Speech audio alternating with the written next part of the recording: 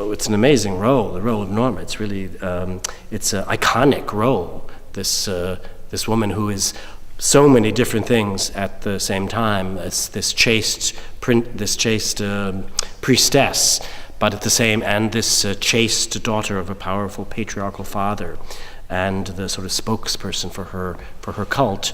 And at the same time, she's had children by the enemy, and is a traitor to her people. And but what's amazing about the character is that I don't think there's anything hypocritical or mendacious about her, that she's just this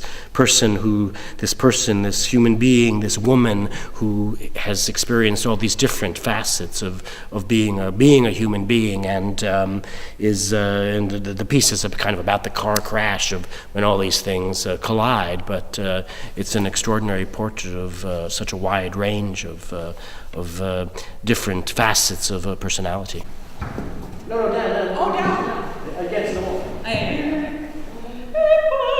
The designers and myself, in coming to terms with this piece, which is set in a sort of ancient Druid time, we sort of felt as if putting people in robes and distances it so much from a modern audience, taking in what's to me great and fascinating and brilliant about this piece, which is not just the brilliance of the music, but also the very strong libretto, and with very fascinating three-dimensional characters in it.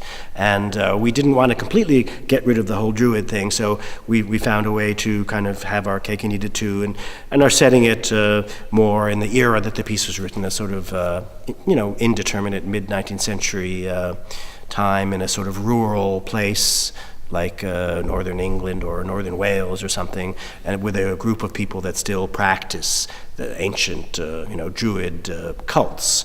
And in this way, hopefully, we get to focus on the psychology of the people in a sort of imperialist situation, because the piece is also very much about imperialism and the tensions that creates between the occupiers and the occupied, and the relationship between the male occupiers and the females, because that kind of dynamic seems to be such a part of the politics of a situation like that.